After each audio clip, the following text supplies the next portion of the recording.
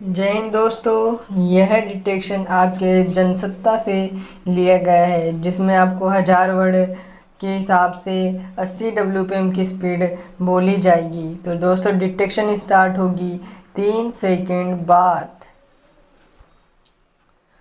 लड़कियों के साथ छेड़खानी की घटनाएं अब जैसे सामान्य बात हो चली हैं। आए दिन ऐसी घटनाएं सामने आती हैं, मगर मनचलों और आपराधिक वृत्ति के लोगों पर ठीक से नकेल न कसी जाने की वजह से इन घटनाओं पर रोक लगाना भी कठिन बना हुआ है। उत्तर प्रदेश के बरेली में हुई इस घटना ऐसे ही बेलगाम बदमाशों के आतंक का उदाहरण है।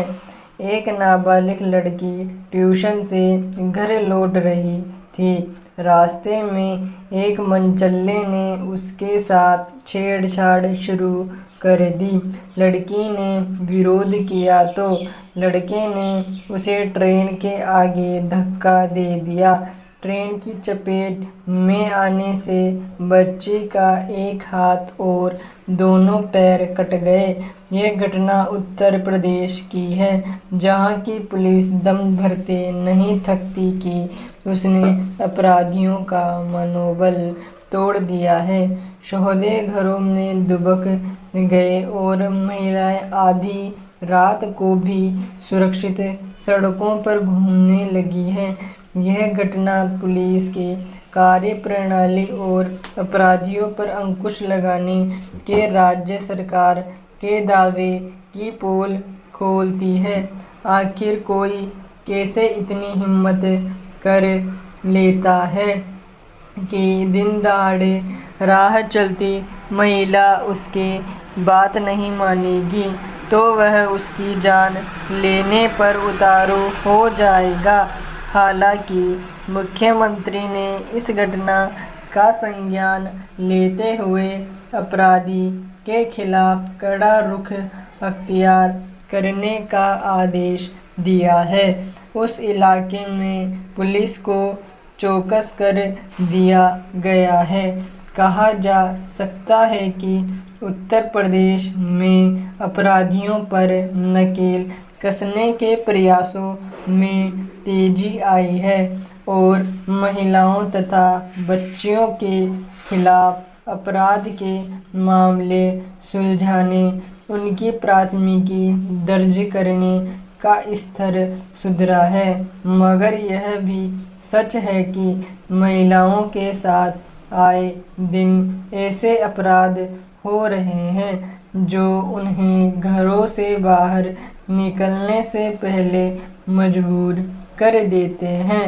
इसका सबसे बड़ा कारण यह है कि पुलिस दिशा निर्देशों का उचित तरीके से पालन नहीं करती।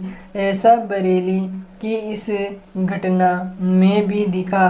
पीड़ित किशोरी के पिता स्थानीय थाने में पहले शिकायत कर चुके थे कि कुछ युवक उनकी बेटी को ट्यूशन के रास्ते में परेशान करते हैं, मगर कार्रवाई तो छोड़िए, पुलिस ने उस शिकायत पर भी ध्यान नहीं दिया।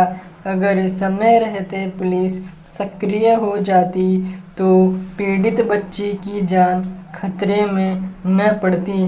पुलिस का यह हाल तब है जब मुख्यमंत्री स्वयं महिला अपराधों को लेकर लगातार निगरानी करते हैं। मुख्य सचिव स्तर पर हर माह समीक्षा बैठकें होती हैं और डीजीपी अपने मातहतों को समय समय पर ऐसे अपराधों पर अंकुश लगाने की हिदायत जारी करते हैं। उत्तर प्रदेश सरकार के आंकड़े बताते हैं कि एंटी रोमियो दल ने बीते एक साल में 6500 ऐसे लड़कों के खिलाफ कार्रवाई की है जो राह चलती महिलाओं को छेड़ते, उन पर फब्तियाँ कसते हैं। महिला पुलिस चौकियाँ स्थापित की गई हैं। पुलिस बल में महिला कर्मियों की संख्या पहले के मुकाबले बढ़ी है, मगर स्थानीय पुलिस की संवेदनहीनता का क्या किया जाए। सच यह है कि पुलिस हर जगह मौजूद नहीं रह सकती, लेकिन अपराधी के मन में कानून का खौफ तो होना ही चाहिए। महिलाओं और बच्चियों के खिलाफ अपराध की हर घटना के बाद सरकार तमाम एहतियाती कदम उठाने का दम भरती है, लेकिन कुछ समय बाद एक और ऐसी जघन्य वारदात होती है कि रूह कांप जाए। इस मामले में कमज़ोर कड़ियों को तलाशने की ज़रूरत है। पैराचेन। अभी ओडिशा के बालासोर में हुए रेल हादसों को लोग भुला भी न पाए थे कि दिल्ली से कामाख्या जा रही नॉर्थ ईस्ट एक्सप्रेस बिहार के बक्सर में पटरी से उतर गई, जिसमें 4 लोगों के मारे जाने और अनेक घायल होने की पुष्टि है। स्वाभाविक ही इस घटना को लेकर रेलवे की सुरक्षा व्यवस्था पर फिर सवाल उठने शुरू हो गए हैं। गाड़ी की किस बोगियां पटरी से उतर गई। प्राथमिक जांच में हादसे की वजह पटरी में खराबी बताई जा रही है। गनीमत है कि इसमें बालासोर जैसा बड़ा हादसा नहीं हुआ, जिसमें 2 गाड़ियां परस्पर टकरा गई थी, मगर इससे रेलवे को अपने बचाव का आधार नहीं मिल जाता।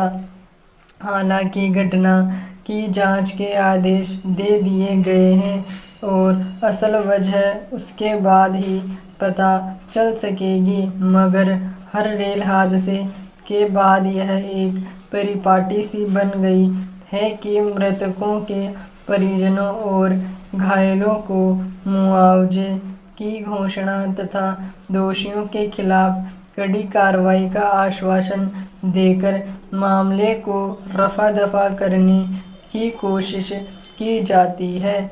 हर बार रेल सुरक्षा के संकल्प दोहराए जाते हैं और फिर जल्द ही हाशिए पर धकेल दिए जाते हैं। अक्सर तर्क दिया जाता है कि रेल लाइनों पर गाड़ियों का दबाव लगातार बढ़ता गया। बहुत सारी रेल लाइनें पुरानी होने की वजह से दबाव नहीं झेल पाती और उनमें खराबी आ जाती है, मगर यह तर्क गले नहीं उतरने वाला।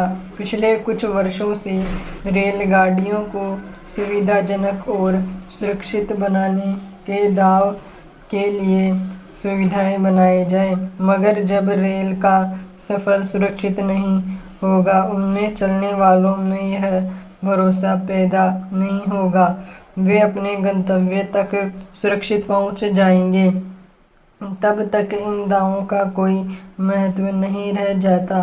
रेल हमारे देश की सबसे बड़ी परिवहन व्यवस्था है। आज भी सामान्य आय वर्ग के लिए यह सबसे सुविधाजनक साधन है, मगर रेल हादसे, उनमें चोरी, डकैती, महिलाओं के साथ बदसलूकी जैसी घटनाओं पर अंकुश न लग पाने के कारण बहुत सारे लोग इसमें सफ़र करने से हिचकते हैं।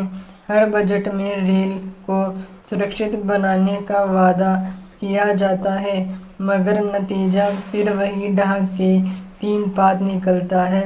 आज जब हर क्षेत्र में अत्याधुनिक तकनीक इस्तेमाल हो रहा है, रेलों को सुरक्षित बनाने के मकसद से टक्कर रोधी उपकरण लगाने, पटरियों की सुरक्षा के लिए अत्याधुनिक कंप्यूटरीकृत व्यवस्था विकसित करने की योजना शुरू की गई थी।